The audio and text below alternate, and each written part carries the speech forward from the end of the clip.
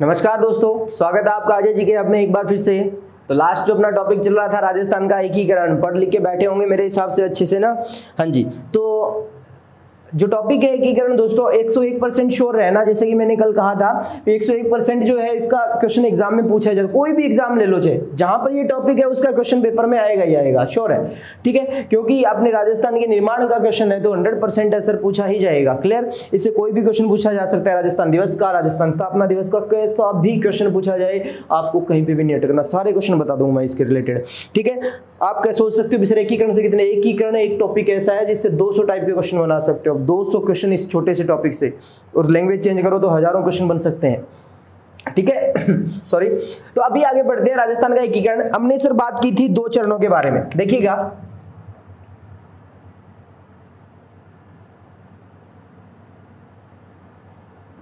दो चरण मैंने बताए थे दोस्तों। सबसे पहला चरण यहां पर कौन सा चरण था, आपने बात की थी मत्स्य संघ की। किसकी बात की थी सर? मत्स्य संघ की बात की थी। की थी या नहीं की थी बताओ? की थी सर। नेक्स्ट अपने बात करें, गौर से सुनता सर, ये मत्स्य संघ जो नामकरण किया था वो किसने किया था? के.एम. मुंशी द्वारा किया गया था। किया गया था या नहीं किया गया था? किया गया था सर, कन्हैयालाल माणिक्यलाल मुंशी। सर इसके बाद में और क्वेश्चन सर, और क्वेश्चन की बात आती है, देखो उद्घाटनकर्ता राज प्रमुख वो अपने टेबल में पढ़ेंगे, मैंने आपको ट्रिक से बता दिया, वो टेबल बनाएंगे तब पढ़ेंगे। मत्स्य संघ की बात आती है दोस्तों, तो याद रखना मत्स्य संघ का उद्घाटन जो होता है वो पहला चरण है तो सर 18 मार्च को होगा। कब होगा? 18 मार्च को। 348 है तो पहले 3 चरण सर 1948 में होते हैं सर। इसके अंदर अपने बात की जाती है तो 4 रियासतें सर मिलाई गई थी, ABCD, एक संघ बन गया सर। एक प्लस सर इसमें क्या था? नीमराना ठिकाना था। कौन सा था? नीमराना, यानी कि अलवर रियासत में था या नहीं था सर? ये अलवर रियासत जो थी वो क्या थी, बनी थी सर? राजधानी बनी थी। मैंने कहा था जो बड़ी रियासत होगी वो क्या बनेगी सर? वो राजधानी बनेगी। क्लियर है क्या? तो राज प्रमुख का पद ध्यान रखिएगा। अब आपको पूछ ले सर एकीकरण के दौरान जो अपना राजस्थान है वो कौन सी श्रेणी में आया करता था? वो 20 श्रेणी में आया करता था। छोटी छोटी रियासतों से बना एक बड़ा संघ, ठीक है ना, तो वो क्या था? श्रेणी में। ए श्रेणी के अंदर सीधा ही जो प्रदेश थे जैसे कि बिहार था, मद्रास था, वो सर वो ए श्रेणी में आया करते थे। क्लियर है क्या? नेक्स्ट सी के अंदर यानी कि सर छोटे छोटे जैसे कि एक स्पेशल जैसे अजमेर मेरवाड़ा हो गया, दिल्ली हो गया, वो सारे कैसे थे सर? सी श्रेणी के अंदर आते थे। तब बी श्रेणी वो 1956 के अंदर जो भारत का 7वां संविधान संशोधन होता है ना, तो उसमें सर वो हटा दिए जाते हैं, तीनों श्रेणियां हटा दी जाती है। वो भी मैं आपको क्वेश्चन नोट करवाऊंगा, ध्यान रखना। तो राजधानी जो बनाएगी सर अलवर को। मैंने कहा था मत्स्य संघ को कुछ समय के लिए क्या कर दो? अलग कर दो, क्योंकि सर इसका चल रहा था भाषाई समानता के आधार पर इसका विद्रोह चल रहा था। क्योंकि सर ये इधर वाला क्षेत्र है और इधर वाले क्षेत्र में सर ये धौलपुर और भरतपुर 2 ऐसी रियासतें थी जो सर बिल्कुल यूपी को टच करती हुई भाषाई समानता के आधार पर थी। धौलपुर रियासत ऐसी रियासत थी दोस्तों जिसने रियासती पत्र पर सबसे अंत में हस्ताक्षर किए थे। धौलपुर ने 14 अगस्त को किए थे। सबसे पहले किसने किए थे सर? बीकानेर ने किए थे। और नेक्स्ट अब अगर हमने बात की जाती है सबसे लास्ट में सर 14 अगस्त को करने वाली धौलपुर थी, और जोधपुर रियासत ये सबसे लास्ट में करते हैं। ठीक है, बताऊंगा सारी बातें। तो ABCD सर 4 रियासतें थी। क्लियर है क्या? अब सर इसके पश्चात अपनी बात आती है सर दूसरे चरण की। तो मैंने कहा था दूसरा चरण जो है यहां पर, दूसरा चरण पूर्व राजस्थान संघ। ये पूर्व राजस्थान संघ दोस्तों मैंने आपको बताया था, पूर्व राजस्थान संघ कब गठित होता है सर? ये अगर इसकी बात आती है सर ये 18 यानी कि 18-25 सर 7 दिन बाद। तो मैंने कहा था 7 दिन बाद जो है दोस्तों 9 रियासतों का विलय किया जाता है। तो 9 रियासतों का विलय कौन कौन सी रियासत? देखिएगा, मैंने बताया आपको शॉर्ट ट्रिक में बाबू, झाड़ू, कीको, परसाटो। तो बाबू, झाड़ू, कीको, परसाटो से याद रखना ये 9 रियासतें थी। कौन सी? बांसवाड़ा, फिर यहां पे देखा जाए बूंदी, फिर यहां पे देखा जाए झालावाड़, फिर यहां पे देखा जाए डूंगरपुर, फिर यहां पे देखा जाए किशनगढ़ जो अजमेर में आता है वर्तमान में, फिर इसके बाद में सर देखा जाए कोटा, फिर यहां पर देखा जाए सर प्रतापगढ़, फिर यहां पर भीलवाड़ा का सर शाहपुरा, और सर एक जो बस्ती है यहां पर टोंक। ठीक है, तो इस तरीके से सर ये 9 रियासतें जो है सारी की सारी शामिल की गई थी दूसरे चरण में, जिसमें सर अगर बात की जाती है जो उद्घाटन होता है, उद्घाटन वो कहाँ होता है सर? कोटा में होता है। और यहां पर जो है दोस्तों याद रखिएगा कोटा दुर्ग में उद्घाटन हुआ था। और इसका अगर उद्घाटन आपसे पूछा जाए तो उद्घाटन हुआ था दोस्तों इसका लोहागढ़ में। कहां पर हुआ था सर? लोहागढ़ भरतपुर में, लोहागढ़ भरतपुर में। Okay clear. नेक्स्ट अब इसके बाद में देखिएगा तो उद्घाटन कोटा दुर्ग में हुआ था सर सेकंड चरण का। सर ये बातें हमें समझ में आ चुकी है यहां तक। अगर बात आती है राजधानी, तो राजधानी भी दोस्तों इसके अंदर याद रखना किसको बनाया जाता है, कोटा को ही बनाया जाता है। राजधानी भी किसको बनाया जाता है सर, कोटा को ही बनाया जाता है दोस्तों, याद रखिएगा। तो राजधानी किसको बनाया गया, कोटा को। उद्घाटन भी सर कोटा दुर्ग, बाबू झाड़ूकी को परसाटो, याद रखना। पूर्व राजस्थान संघ 25 मार्च 1948। कंप्लीट है यहां तक? हाँ जी सर बिल्कुल कंप्लीट है, कोई दिक्कत नहीं है। नेक्स्ट आगे बढ़ा जाए, तीसरे चरण में चलते हैं। तो तीसरे चरण में दोस्तों अब इसको एक बार के लिए मैं कह रहा हूं ना, इसको एक बार के लिए अलग चल दो, विवाद चल रहा है, इसको नहीं लेके चलना। सरदार वल्लभ भाई पटेल कह रहे हैं एक बार इसका संघ तो बन गया, ये संघ राजस्थान में मिलेगा या नहीं मिलेगा ये बाद की बात है, पहले इसको छोड़ो, आगे के रियासतें मिलाना शुरू कर दो। तो इसने क्या है, बढ़ा आगे, और आगे बढ़ा तो दोस्तों इसने पूर्व राजस्थान संघ 9 रियासतों का एकीकरण कर लिया या नहीं कर लिया, कर लिया। सर जैसे ही बढ़ता है तो यहां पर सर मेवाड़ रियासत यानी कि सर बात आती है उदयपुर की। उदयपुर समय कह रहा है सर मैं तीसरे चरण में मिलूंगा। देखो उदयपुर समय कह रहा है चल के मैं कौन से चरण में मिलूंगा, तीसरे चरण में मिलूंगा। तो उदयपुर को दोस्तों मिलाया जाता है किसमें, पूर्व राजस्थान संघ में। तो पूर्व राजस्थान संघ के अंदर दोस्तों किसको मिलाया जाता है, उदयपुर को मिलाया जाता है। और कोई भी चीज का मिलना, कोई भी चीज का मिलना सर हिंदी शब्दों में लिया जाए तो सर उसका नाम आता है, जैसे कि संयुक्त किया जाना। तो दोस्तों याद रखना नाम पड़ा था संयुक्त राजस्थान संघ। कौन सा संघ पड़ा था, संयुक्त राजस्थान संघ, जो कि सर कौन सा चरण हो गया, थर्ड चरण हो गया। तो तीसरा चरण अगर आपसे पूछा जाए तो कौन सा आ जाएगा दोस्तों, संयुक्त राजस्थान संघ आ जाएगा। तो संयुक्त राजस्थान संघ में आपसे पूछा जाए कितनी रियासत कितने ठिकाने, तो दोस्तों यहां पर आपसे पूछा जाए तो कितनी रियासतें थी, 9 रियासत। अगर बात आती है कुशलगढ़ बांसवाड़ा में आएगा या नहीं आएगा, तो सर एक ठिकाना आ गया ना, ये लो जी बस है, बस के अंदर 9 जो है लेडीज बैठी है और एक बच्चा बैठा है। आगे चला एक लेडीज और मिल गई, तो अब सर कितने लेडीज हो गई सर टोटल, यानी कि सर कितनी सवारियां हो गई, सर 10 हो गई। लेकिन सर उसके अंदर एक बच्चा भी शामिल है, यानी कि एक ठिकाना भी है। तो ये लो सर 10 रियासत और एक ठिकाना सर संयुक्त राजस्थान संघ के अंदर हो गया। ठीक है, इनको नहीं जोड़ना है, मैं कह रहा हूं ये 4 जो है इनको अलग रखो एक बार के लिए। आगे आगे बढ़ते चलो, क्लियर। सर तीसरे चरण में उदयपुर जो 3 जैसा दिखना है स्टार्टिंग से, उदयपुर को मिलाया और मिलाते ही सर मिलाना, संयुक्त किया जाना, संयुक्त राजस्थान संघ का निर्माण हो जाता है। तो दोस्तों याद रखिएगा चौथा चरण याद रखना। बोलना कैसे है लैंग्वेज में, ऐसे बोलोगे बहुत इजीली याद रहेगा। बोलो चौथे चरण में 4 बड़ी बड़ी रियासतों का विलय, 4 बड़ी बड़ी यानी कि सर 4 बड़ी बड़ी को व्रत बोलते हैं, वृहत बोलते हैं। तो याद रखना दोस्तों 4 बड़ी बड़ी रियासतों का विलय किया जाना, 4 बड़ी बड़ी रियासतों का विलय किया जाना, ध्यान रखना चौथे चरण के अंदर। तो चौथे चरण में 4 बड़ी बड़ी देखिएगा, इधर वाली नजदीकी, तो याद रखना दोस्तों चौथे चरण की बात कर रहा हूं मैं। किस चरण की बात कर रहा हूं, चौथे चरण की बात कर रहा हूं। तो 4 बड़ी बड़ी रियासतें कौन कौन सी मिली, ट्रिपल JB, ट्रिपल JB। तो ट्रिपल JB से कौन कौन सी, पास पास वाली देखो इधर से सर, एक तो आ गई जैसलमेर सर, एक आ गई सर जोधपुर, एक आ गई सर जयपुर और एक आ गई सर बीकानेर। तो याद रखना दोस्तों जैसलमेर, बीकानेर, जोधपुर और जयपुर। तो कुल मिला के अगर देखा जाए तो दोस्तों यानी कि 4 बड़ी बड़ी रियासतों का विलय, और 4 बड़ी बड़ी रियासतें ही मिलना दोस्तों, यानी कि बड़ी को बोल दिया मैंने क्या सर, वृहत राजस्थान संघ। क्या बोल दिया मैंने, वृहत राजस्थान संघ। तो याद रखना दोस्तों वृहत राजस्थान संघ का नाम याद रखना है यहाँ पर। तो वृहत राजस्थान संघ सर चौथा, तो चौथे चरण में याद रखना सर 4 बड़ी बड़ी, बड़ी है तो वृहत नाम आया है, 4 बड़ी बड़ी मिलाई है तो चौथे चरण में मिलाई है, नाम चौथे चरण का। 4 बड़ी बड़ी रियासतें चौथे चरण में मिलाई है तो सर बड़ी को वृहत, तो नाम क्या निकला, वृहत राजस्थान संघ। किसमें मिलाई है सर आपने, अरे किसमें मिलाई है, संयुक्त राजस्थान में। तो सर ये नाम जो है कैसे निकला है, ये नाम ऐसे ही तो निकला है सर, आपने क्या किया है,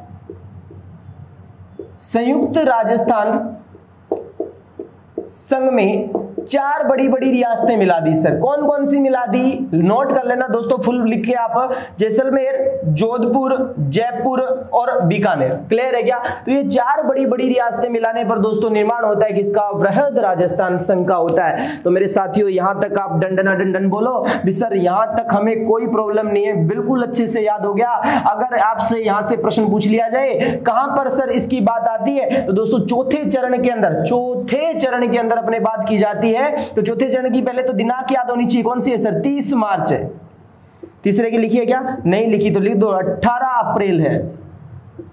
पहले 348 है तो 48 में लिखो, फिर सर 249 है तो एक ये 49 में आ जाएगा, एक इसके बाद में 5वां पढ़ेंगे सर, ये तीसरा चौथा चरण हो गया। दोस्तों 4 चरण अगर आप आते हैं ना तो आप ये सोचो एकीकरण के 99% आ रहा है हमें, 1% ही चांस होता है इन 4 चरणों से बाहर का क्वेश्चन आए, वरना 4 से बाहर का क्वेश्चन नहीं आता।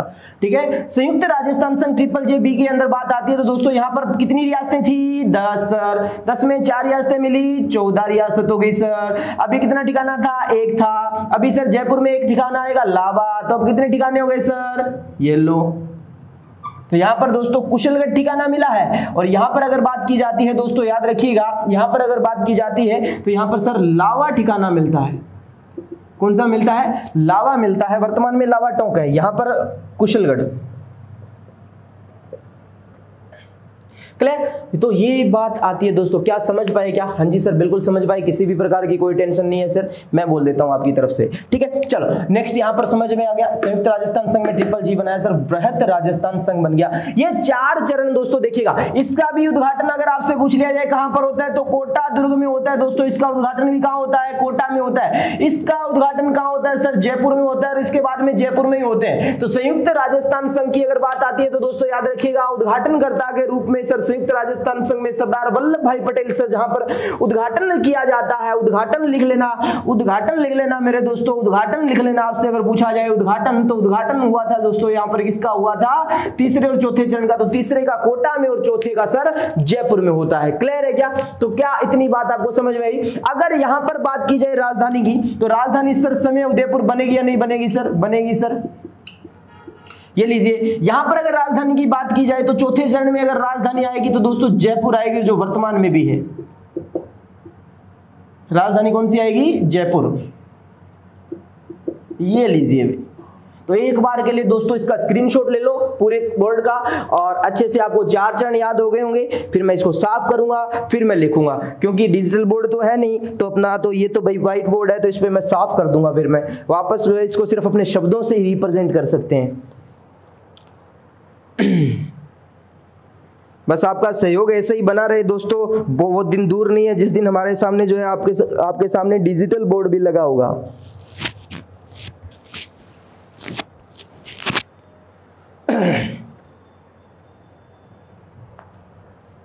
अरे बोल दीजिए। हाँ जी सर समझ में आ गया सर। तो सर हमें देखा जाए 14 रियासतें हो चुकी है सर, अब 4 उधर हो गई, 14 इधर हो गई, लगभग सर मान लीजिए राजस्थान। तो दोस्तों अगर देखा जाए बड़े बड़े स्वरूप के अंदर राजस्थान का एकीकरण कब हो गया था?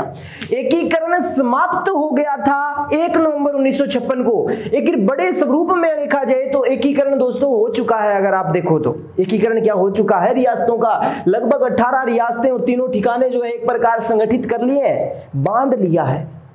समझ में आ गई? मतलब कोई भी जब आप सौदो करा तो मतलब साई दैयावा नहीं, साई दैयावा मतलब यानी कि सर पहले से कुछ अमाउंट दे देते ना सामने से उसको, तो वो साई देने का मतलब क्या होता है? हमने उसको रोक लिया। यानी कि जैसे कि सगपन, सगाई, टिक्का रस्म जो होती है, सगाई अपने विवाह से संबंधित संस्कार भी होता है। तो मतलब क्या होता है, लड़के लड़की पहले आपस में देख लेते हैं एक दूसरे को। आजकल तो वो नौबत नहीं आती, ठीक है, पहले से देखे होते हैं और लास्ट में सरप्राइज देते हैं घर वालों को, लो जी आप फोटो है जी, देख लो और कर दो सिस्टम पक्को।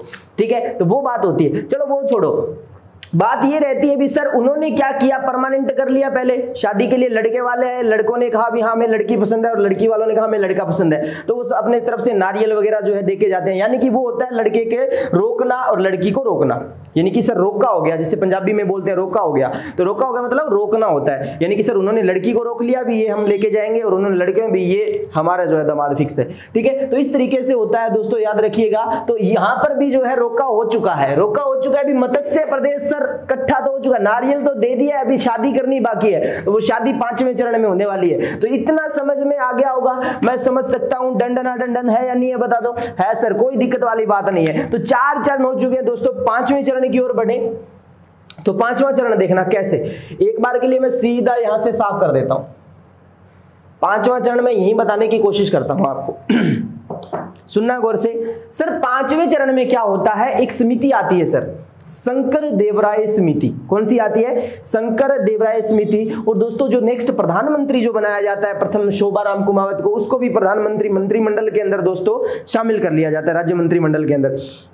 अभी देखिएगा विधानसभा का जो मंत्रिमंडल था ना इनका, उसके अंदर वापस से शामिल करके सर इसको बोला तू इधर ही आ जा यार, क्यों अलग से फालतू काम की जो है कर रहा है ना। तो अभी देखो ये महिला अलग हुई थी या नहीं हुई थी परिवार से, बोला मैं तो अपना बनाऊंगी खाऊंगी। अब कितने के दिन बनाए भाई, कनक के भाव बढ़ गए, सरसों का तेल हो गया 200 रुपए लीटर, है ना। तो बताओ अब 200 रुपए लीटर में अब रोज रोज आपको पता है सरसों के तेल का तरीका, कभी समोसे खाए, कभी ब्रेड पकोड़े तले, कभी पकोड़े तले, क्योंकि रोज रोज बारिश आ जाती है तो आपको पता है मन तो करता है पकोड़े खाने का। अब पकोड़े भी पानी में तो तले नहीं जाते, तेल में तले जाते, और तेल का भाव ये, तो इसने सोचा भाई यहाँ पे तो घर का है, हो जाएगा एडजस्टमेंट, रोज खाने को मिले, कभी समोसे कभी कुछ, है ना। तो इसके मन में लालच है, मन में लड्डू फूटा इसके भी, तो लड्डू फूटा तो ये भी बेचारी कह रही है मैं भी इधर आऊंगी, किसमें आऊंगी, परिवार में आऊंगी। तो दोस्तों याद रखिएगा एक समिति बिठाई गई थी, एक संगठन बिठाया गया था, लिखवाऊंगा मैं आपको, शंकर देवराय समिति। कौन सी समिति थी? शंकर देवराय समिति में दोस्तों जनमत संग्रह हुआ था, जिसके आधार पर दोस्तों मत्स्य प्रदेश जो था, अरे कौन सा था मत्स्य प्रदेश जो था,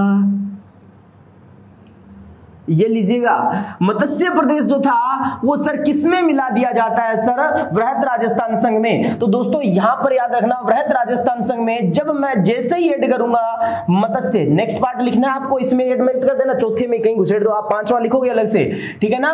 तो वृहत राजस्थान संघ में पांचवा मत्स्य संघ जो है मिला देने पर पांचवें संघ का निर्माण हो जाता है। किसका निर्माण हो जाता है सर?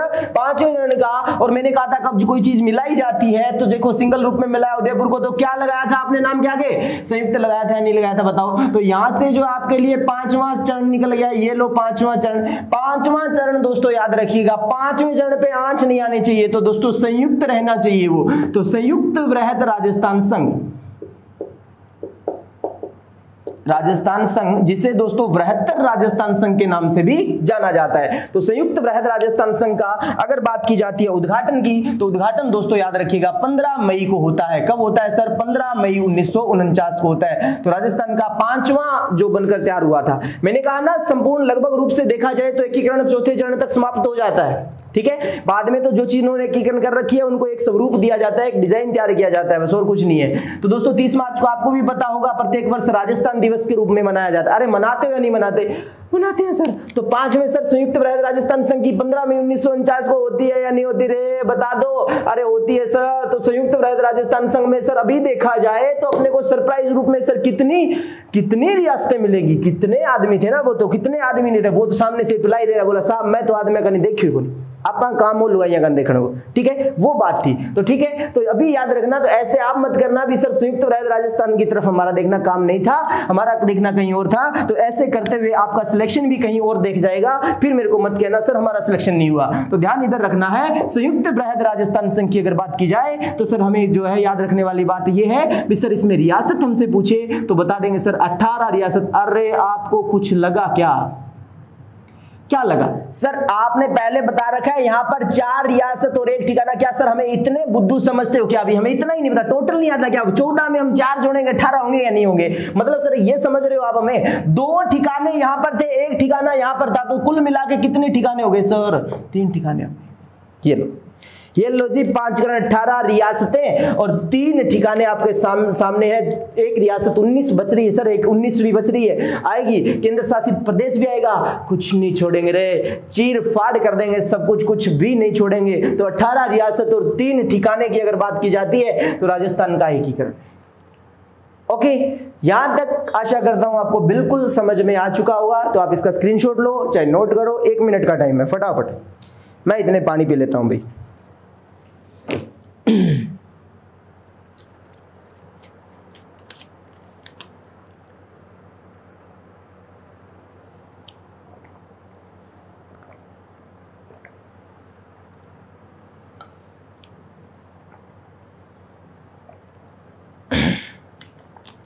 मैं पूछ सकता हूं आपसे कुछ भी, ध्यान रखना। एकीकरण आपको बहुत मिलेंगे यूट्यूब पे, लेकिन ऐसा तो जो मेरा पहले पढ़ाया हुआ है वह भी नहीं मिलेगा जैसा यहाँ पे आपको मिल जाएगा।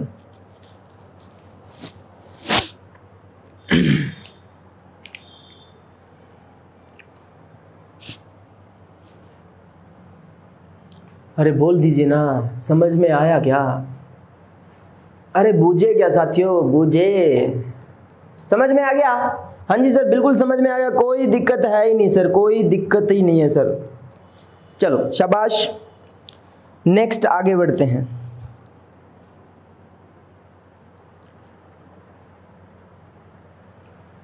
नोट हो गया यहां तक? शाबाश, ये लो, ये आधा पटवारियां साफ हो गयो। डाटा क्लीन, कैंसिल करो, डाटा क्लीन वाला ऑप्शन आ रहा है आपके दिमाग में, उसको कैंसिल कर दो। ओके मत कर दियो गलती से, है ना। तो पहले चरण का उद्घाटन याद है क्या आपको? कहां पर हुआ था, कब हुआ था? हाँ जी सर याद है। दूसरे का याद है, तीसरे का याद है, चौथे का याद है, पांचवें का याद है, छठे का याद है, सातवें का याद है। याद सारे ही है दोस्तों। इसको दिमाग में कैसे रखना है, जैसे मैं आपके दिमाग में इमेज बना के छोड़ रहा हूं ना, वो इमेज आपको पेपर में साथ में लेके जानी है। फोटोकॉपी ना करवा लीजिए घटाइए, ठीक है, ऐसे नहीं लेके जानी, अपने दिमाग में लेके जानी है इमेज को, ठीक है ना। अभी सर ने बोर्ड पे कैसे समझाया था, पहला चरण कैसे, दूसरा, तीसरा, चौथा, पांचवा कैसे चले थे, वैसे याद रखना है। अब बात आती है सर छठे चरण की। गौर करना साथियों, देखिएगा सर, बात रही छठे और सातवें चरण की। 5 चरण हो चुके हैं सर। कितने चरण हो चुके हैं? 5 चरण में सर कितनी रियासतें मिल चुकी है? 18, 3 ठिकाने हो चुके हैं। नेक्स्ट इसके बाद में क्या होता है दोस्तों, यहां पर जैसे ही देखते हो तो आपको सर एक जिला मिलता है सर, सिरोही। मिलता है या नहीं मिलता? मान लो ये वो रहा जिला, ये पूरा जिला था सर, ये लो, समझ में आवा है कि नहीं आवा है सर, ठीक है। तो ये सर कौन सा जिला है सर? ये सिरोही है सर, सिरोही। क्लियर है? तो सिरोही में दोस्तों याद रखना, सिरोही 7 में नहीं मिलता, सिरोही 6 में मिलता है। से सिरोही 7 में नहीं मिलता, सिरोही किस में मिलता है? 6 में मिलता है। दोस्तों सीधे सीधे एग्जाम में क्वेश्चन आते हैं भी कौन सा चीज जो है वो कौन से चरण में मिक्स हुआ था। कई बार क्या है, बच्चे को कंफ्यूजन रह जाता है भी कौन से चरण कौन सा, तो ध्यान रखना कुछ चीजें आपको एज इट इज सीधे दिमाग में फीड होनी चाहिए। क्लियर है क्या? भले के लिए बोलता हूँ, कोई चीज गलत नहीं बोलता, वैसे ही देखना एग्जाम में मेरी बोली हुई बातें आपको एग्जाम में भुगत भोगी हूं मैं। हर एक चीज जो बताता हूं ना, वो चीज एग्जाम में 100% घटित होती है, तभी बताता हूं मैं, ठीक है। हाँ, तो कच्चा खिलाड़ी मत समझना मेरे को, है ना, मैंने सब कुछ देखा है एग्जाम में। क्लियर? चलो अभी देखिएगा, नेक्स्ट अपने बात की जाती है, तो सिरोही की बात कर रहे थे सर।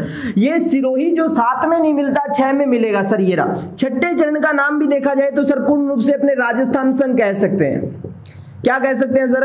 राजस्थान संघ। और केंद्र सरकार ने पारित भी कर दिया सर 26 जनवरी 1950 को। दोस्तों याद रखना, सेंट्रल गवर्नमेंट ने कह दिया भी आप जो है इस क्षेत्र का नाम क्या बुला सकते हो आप, राजस्थान। डॉक्यूमेंट फाइल के अंदर हस्ताक्षर करके फाइनल कर दिया गया। क्लियर है क्या सर? लेकिन सेकंड चरण में सर राजस्थान नाम जो है शुरू हो गया था, लेकिन याद रखना दोस्तों, केंद्र सरकार जो पारित करती है वो यहां पर करती है।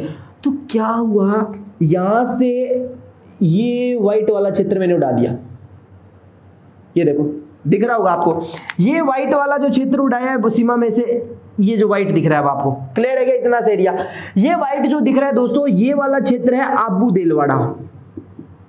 अरे कौन सा क्षेत्र है रे? आबू देलवाड़ा। कहां का है सर? ये सिरोही का, वर्तमान में सिरोही में आता है। क्लियर है क्या सर? आबू देलवाड़ा को कहां पर मिलाया गया? एक बार के लिए गुजरात में रखा गया। किसमें मिला दिया गया? गुजरात में, और बाकी सिरोही में मिला दिया। तो सर 6 अगर बात की जाए छठे चरण की, हाँ छठे चरण की बात की जाए तो सर सिरोही को मिलाया गया, लेकिन किसको छोड़ दिया सर? पीछे छोड़ दिया। और इसने दोस्तों केस कर दिया इस पे। क्या कर दिया? केस कर दिया। किसका केस कर दिया?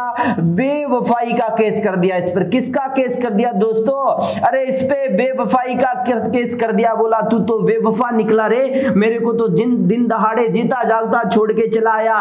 पहले जो आप तू जन्मों जन्मों के वादे किया करता था, बोला मेरे प्रिय आबू मैं तेरे को दिल से कभी दिलवाड़ा नहीं करूंगा, लेकिन तू तो रे खिलवाड़ा कराया मेरे साथ में। ये क्या कर रहा है? तो सिरोही पर क्या कर दिया आबू दिलवाड़ा ने? केस। तो आगे चलते हुए सर नेक्स्ट चरण में आप देखोगे आबू भी किसकी हो जाती है सर? सिरोही की हो जाती है। बात समझ में आ रही है क्या? हाँ, तो इनका प्यार मुकम्मल हो जाएगा आगे चल के। तो आबू दिलवाड़ा की बात की जाती है, तो आबू दिलवाड़ा दोस्तों याद रखिएगा, सिरोही का जो क्षेत्र था उसको छठे चरण में नहीं मिलाया गया था। तो छठे चरण में सर किसको मिलाया जाता है? तो याद रखना दोस्तों, सिक्स चरण में राजस्थान संघ जो था, लिखना कैसे, इसको कंप्लीटली मैं अच्छे से लिखता हूं, साफ साफ साफ साफ लिख देता हूं। ये लो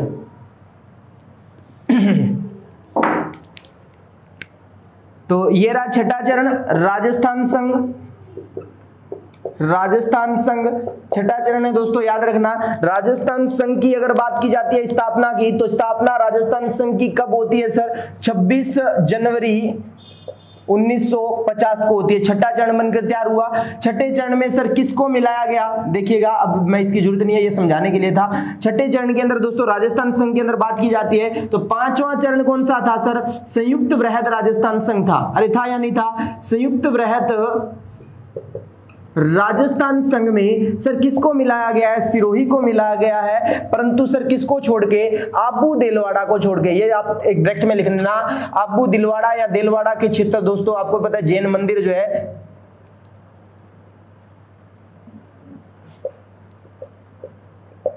के को छोड़कर।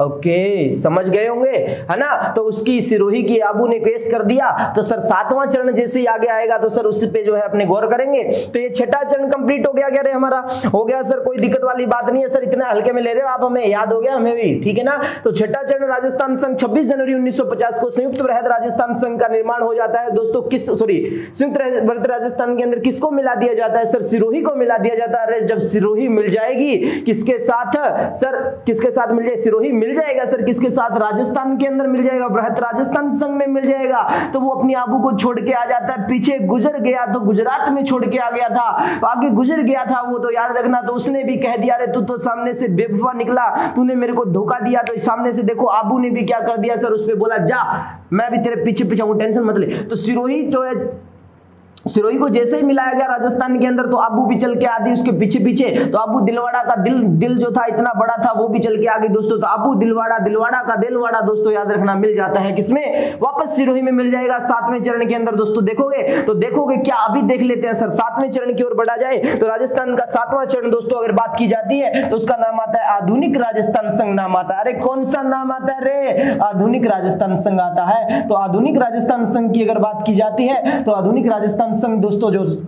जिसे वर्तमान राजस्थान संघ के नाम से जाना जाता है, अंतिम चरण राजस्थान का 1 नवंबर 1956 को 56 और इसी दिन मनाते हैं दोस्तों। प्रतिवर्ष राजस्थान स्थापना दिवस मनाया जाता है, प्रतिवर्ष राजस्थान स्थापना दिवस,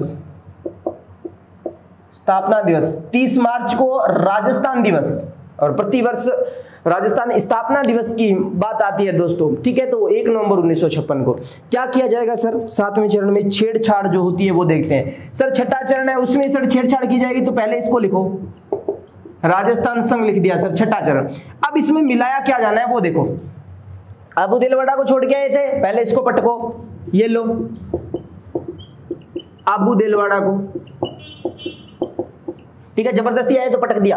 अभी देखो इसके बाद में नेक्स्ट अपने बात की जाती है, तो केंद्र शासित प्रदेश था एक, राजस्थान का 26वां जिला बनकर तैयार होता है अजमेर, है ना? तो वही सर इसके अंदर मिल जाता है। तो मिलने के पश्चात दोस्तों याद रखिएगा, जिसकी विधानसभा 95 तक अलग रहती है, जिसको धारा सभा के नाम से जाना जाता है, 30 सदस्य जिसमें शामिल थे, मैंने सारी बात बताई थी। एकमात्र प्रथम व अंतिम मुख्यमंत्री जो थे, उनके प्रथम व एकमात्र मुख्यमंत्री थे हरिभाऊ उपाध्याय। तो सर अजमेर मेरवाड़ा का क्षेत्र भी मिल गया।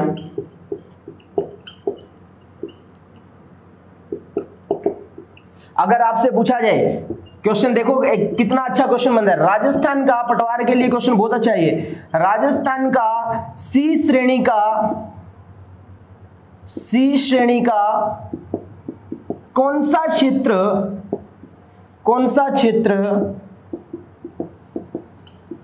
राजस्थान में 7वें चरण में मिलाया गया? अगर आपको पता नहीं भी अजमेर मेरवाड़ा जो था वो सी श्रेणी का था, तो आप नहीं बता सकते, या फिर सीधा सीधा पूछा जाएगा, रुको एक क्वेश्चन ऐसे और भी पूछा जा सकता है, सी श्रेणी का राज्य, राजस्थान का सी श्रेणी का क्षेत्र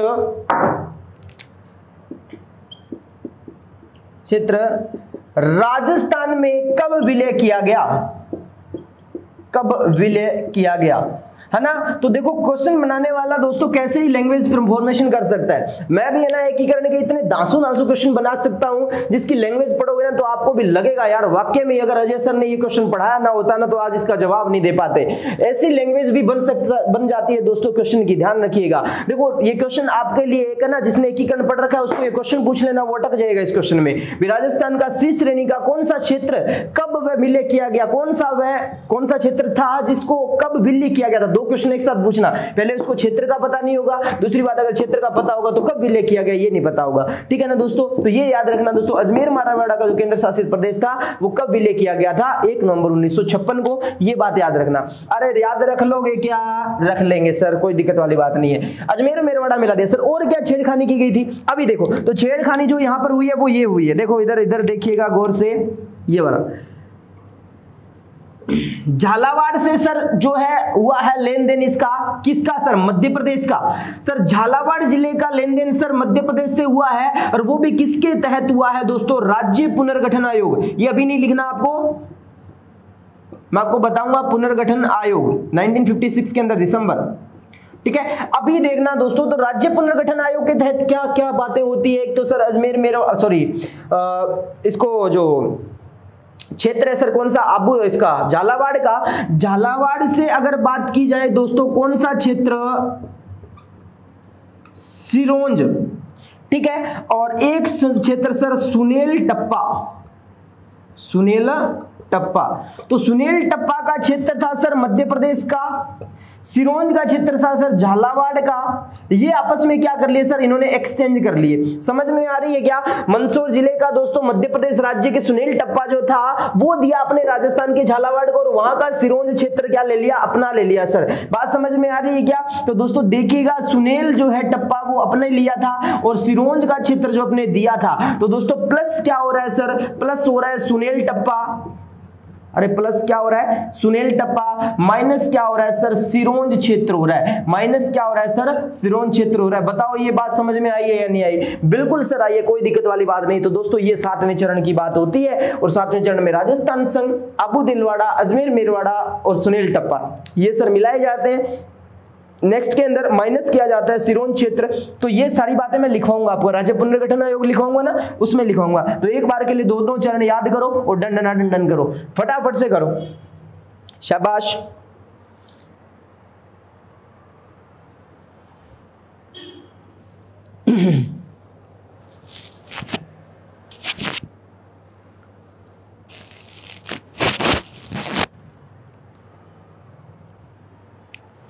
नोट हो गया कि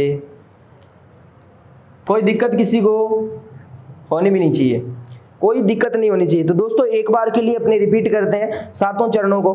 नेक्स्ट इसके बाद में जो बातें रहती है वो अपने नेक्स्ट पार्ट में पढ़ेंगे। तो सबसे पहले अपने देखना क्या है, क्या बातें देखनी है दोस्तों, याद रखना है कौन सा चरण कब गठित हुआ, किसके द्वारा स्थापना की जाती है, उद्घाटन किसके द्वारा किया जाता है, वो तो अपने टेबल के अंदर अपने कर ही लेंगे, कोई दिक्कत वाली बात नहीं है, क्योंकि मैंने कल ट्रिक लिखवा दी थी आपको, आप पढ़ के बैठे होंगे, ठीक है। उसके पश्चात बात आती है दोस्तों जैसे कि राजधानी किसको बनाया गया, इन सब में राजधानी दोस्तों इसके बाद में फिक्स हो जाती है। 30 मार्च 1949 के अंदर दोस्तों एक समिति का गठन होता है, पंडित देवनारायण समिति, दोस्तों क्लियर है क्या। तो उस समिति के सिफारिश पर दोस्तों, सॉरी देवनारायण नहीं सत्यनारायण समिति, तो दोस्तों उस समिति के सिफारिश पर दोस्तों क्या होता है, उस समिति की सिफारिश पर जो फिक्स कर दी जाती है राजधानी, हाई कोर्ट, शिक्षा विभाग, राजस्व विभाग, खनिज विभाग, कृषि विभाग, सारे सर जो है वो क्या कर दिए जाते हैं, फिक्स कर दिए, लिखवाऊंगा सारी बातें। तो उसके पश्चात जो है राजधानी सब में रहती है सर जयपुर रहती है, और वर्तमान में भी अपनी राजधानी कौन सी है दोस्तों, जयपुर ही है, क्लियर है क्या।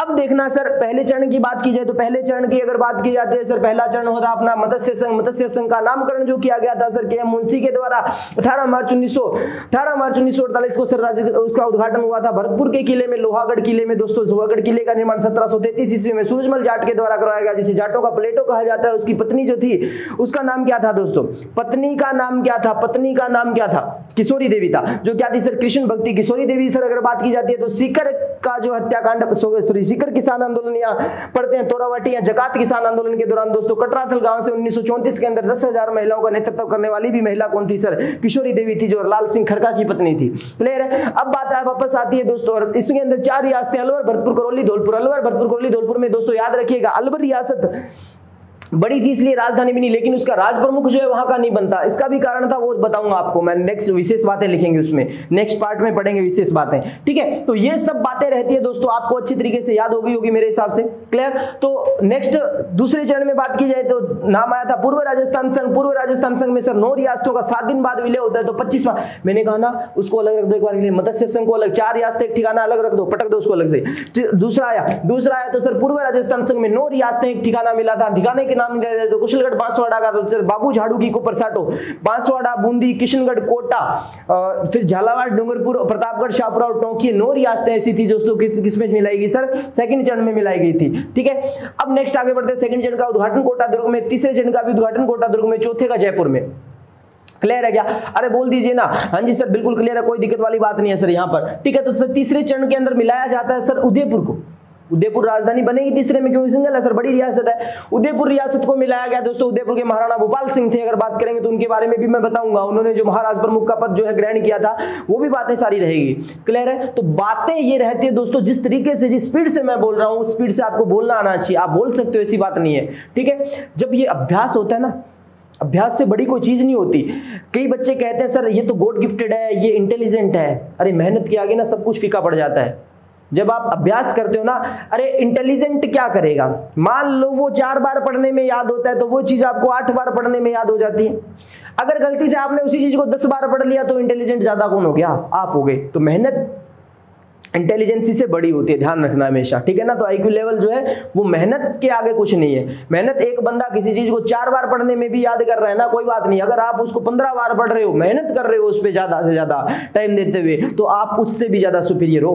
ध्यान रखना, अपने आप को कभी छोटा मत समझा करो, अपने आप को कभी ऐसे मत समझा करो। कुछ बच्चे जो जैसे मैंने कल देखा था, एक लड़की, शायद नाम तो मैं अभी मेरे याद नहीं आ रहा अभी, वो कह रही थी सर हमारे छोटे दिमाग के अंदर ये बात, दिमाग कभी बेटा कभी किसी का छोटा बड़ा नहीं होता, ध्यान रखना, ठीक है ना। हाँ, तो आप मेरे से हो सकते हो उम्र में बड़े भी है, कुछ छोटे भी है, मेरे भाई बहन जो भी जैसे भी है, तो ध्यान रखना एक बात दिमाग की अपने, तो कभी भी दिमाग जो है वो छोटा बड़ा नहीं होता, वो होती है हमारी सोच। हम अपने आप को डिमोटिवेट कर लेते हैं खुद ही, यार ये तो हमसे नहीं हो पाएगा, यार इतना अच्छा हम कैसे याद करेंगे। मैं जब पढ़ाता होता हूँ तो लगभग 50% बच्चे यही सोचते होंगे, काश यार हमें भी सर की तरह याद होता, 50 क्या 80% ही सोचते होंगे, काश हमें भी सर की तरह याद हो पाता। अरे याद हो पाता, मैं भी सोचता था, हकीकत बता रहा हूँ। जब मैं आरएस की प्रिपरेशन करने गया था तो मैंने यही देखा था, वहां पर टीचर जो आते थे वो 10 घंटे तक लगातार पढ़ाते थे, ठीक है, 10 घंटे लगातार पढ़ाते, लेकिन वो इतने जोश से नहीं पढ़ा पाते थे।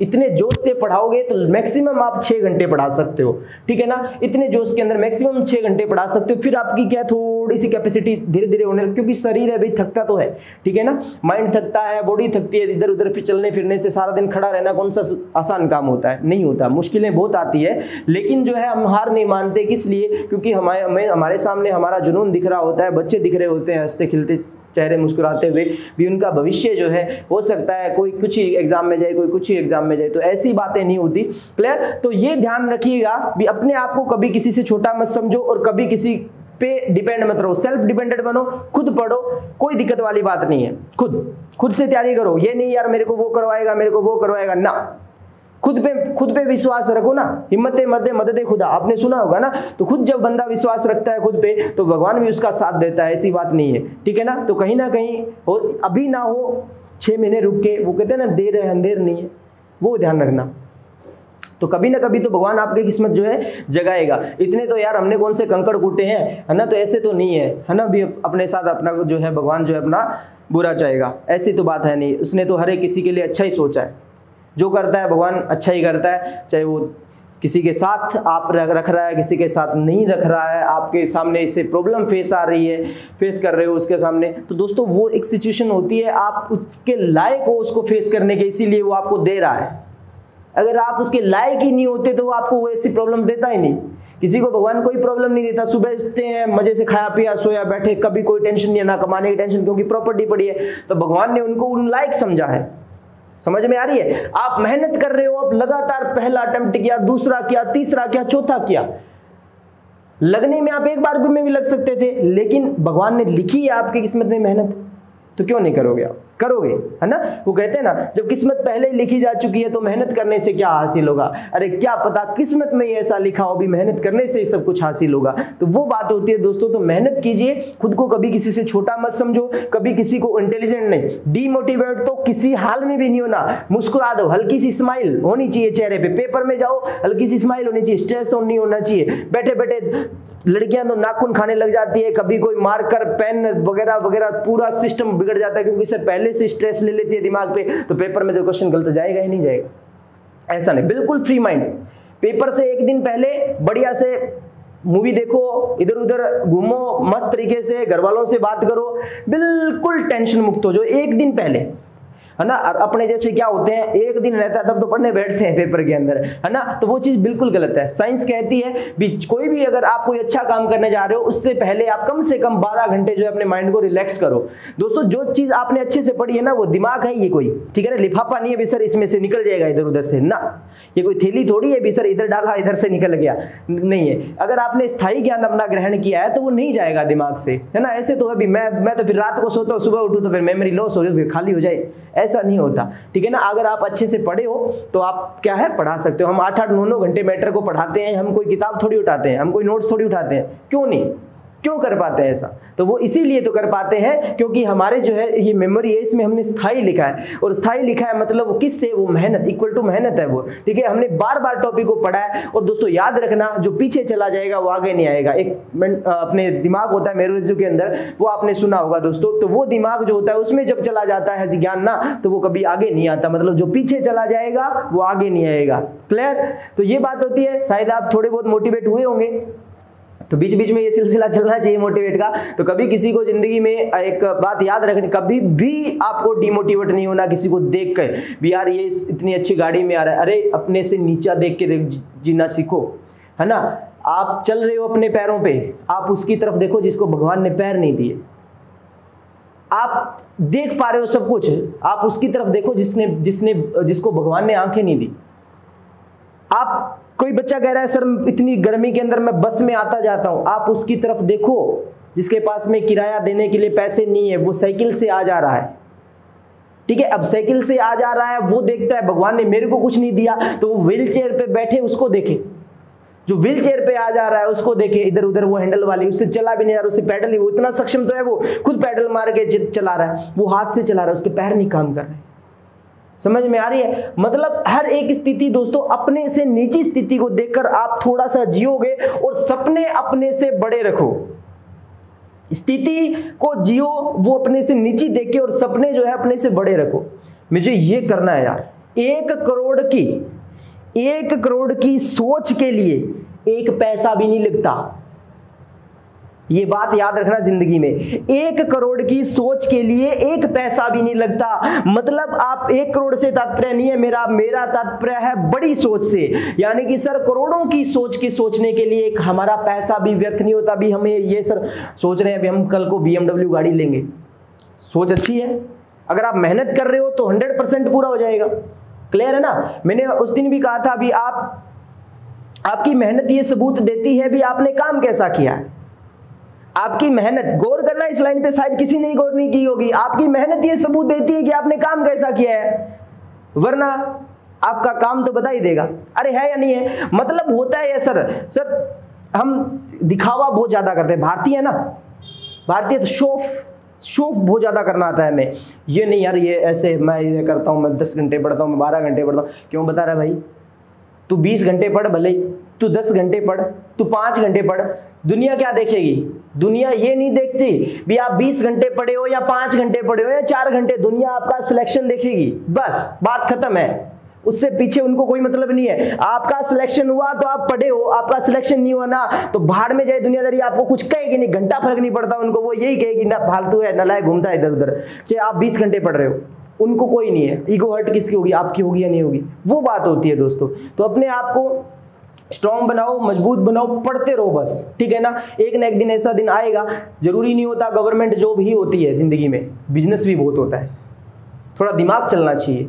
क्लियर है क्या, है ना। वो एक सही लिखा है किसी ने, बोला सरकारी जॉब जो है वो एक सिक्योरिटी देती है और जरूरतें सिर्फ अपनी जरूरतें पूरी करती है।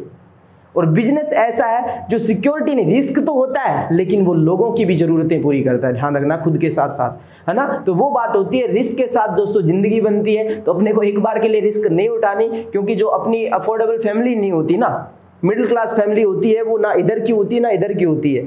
अगर गरीब है तो उसका तो यही सिस्टम है, भी सुबह की रोटी बनेगी, शाम की रोटी बनेगी, उससे ज्यादा उसकी कोई ख्वाहिश नहीं है। पढ़ना है तो पढ़ना है, बस अपने दम पे ही पढ़ना है।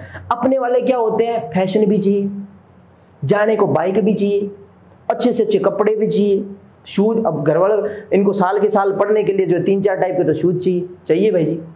लेकिन वो नहीं पता अभी कैसे पैसे आते हैं। पैसे का आभास उस टाइम होता है जिंदगी में दोस्तों, ध्यान रखिएगा, जब खुद कमाना शुरू कर देते हैं।